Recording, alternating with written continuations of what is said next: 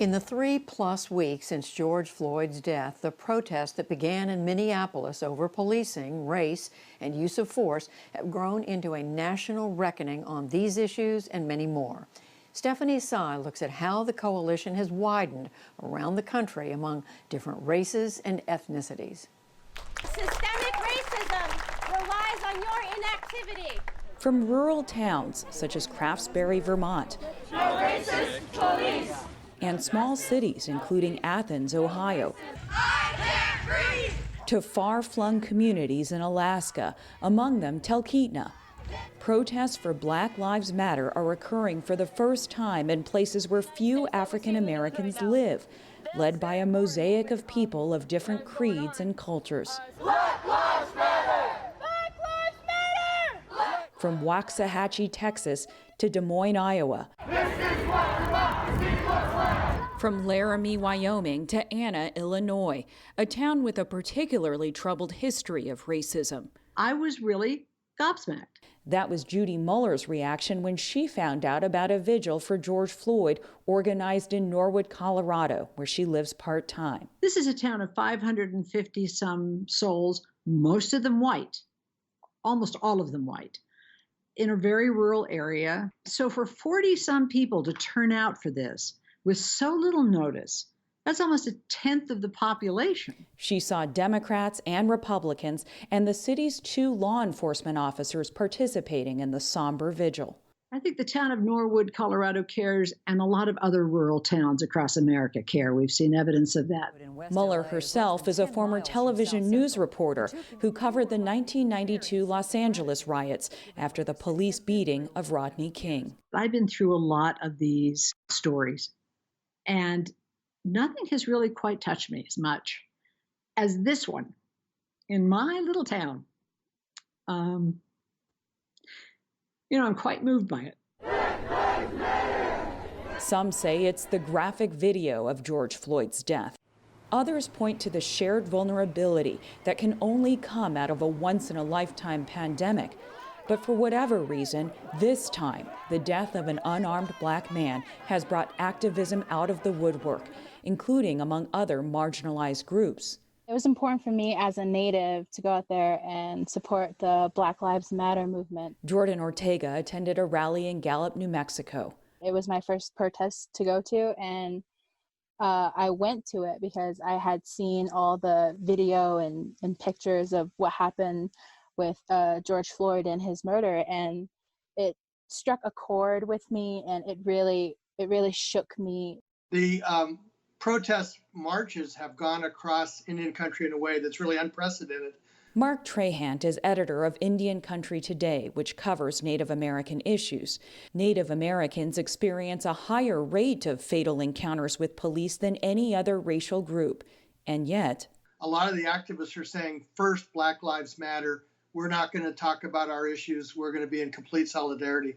The people that I see who are in the small towns, the people who I see who are, have not traditionally been so invested in African American equality, who are now invested, I think that's an important indicator to people who are in powerful places, who can have some impact on equality. Brenda Stevenson is a professor of history and African American studies at the University of California, Los Angeles. Her optimistic view of the broadening coalition is tempered by her 24-year-old daughter, Emma Cones. Emma recently spoke at a rally for Black Lives. I am happy about the support. However, I've noticed some kind of attempts of performative activism on social media. I've seen a lot of influencers do things such as repost other people's donations to Black Lives Matter and then screenshotting it and saying that they actually donated. I'm interested in, broad coalitions and getting the work done, no matter who does it and how it's done. Other communities of color are also aligning with the movement, and in some cases facing a reckoning. The dam of our hearts broke open when George Floyd called out to his mama right in front of our eyes. The opening speech at the Japanese-American group Tsuru for Solidarity's vigil in San Bruno, California, which included many aging survivors of Japanese internment. Tsuru means crane, a symbol of healing. Kim Miyoshi is co-founder of Japanese Americans for Justice and explains why the model minority myth has contributed to varying degrees of complicity in the oppression of Black people, from Officer Toe Tao's role in George Floyd's death to staying silent.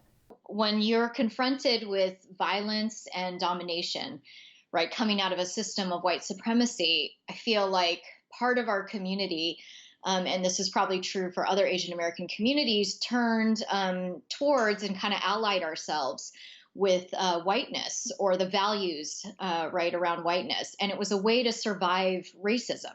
More than 700 Japanese Americans have signed up to a pledge by her group to end anti-Black racism and support the movement's demands for defunding police and reparations for African Americans. Other protesters have focused on more incremental change. Jordan Ortega shared her next steps. Supporting more Black businesses that are out in Albuquerque. And I have made a couple donations to a couple of protest bailout funds through Facebook. Filmmaker Christian Vasquez is documenting the protests.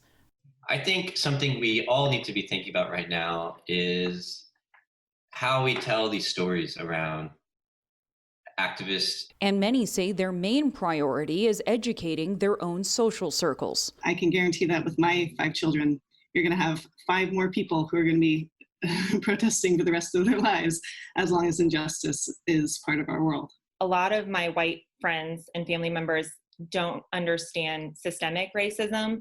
They don't understand implicit bias. They don't understand that you can sit there and say, I'm not racist, and you might not be. You don't actively discriminate against Black people, but you've still benefited from institutions that they have not been able to benefit from. Emma Cones has a bigger challenge for the protesters. What else have you done? Have you given money to Black Lives Matter, or are you just posting a black square on Instagram saying #Blackout Tuesday and just moving along with your life?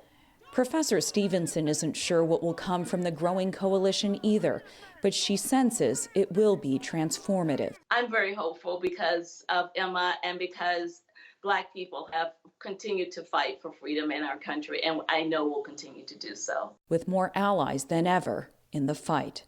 For the PBS NewsHour, I'm Stephanie Tsai.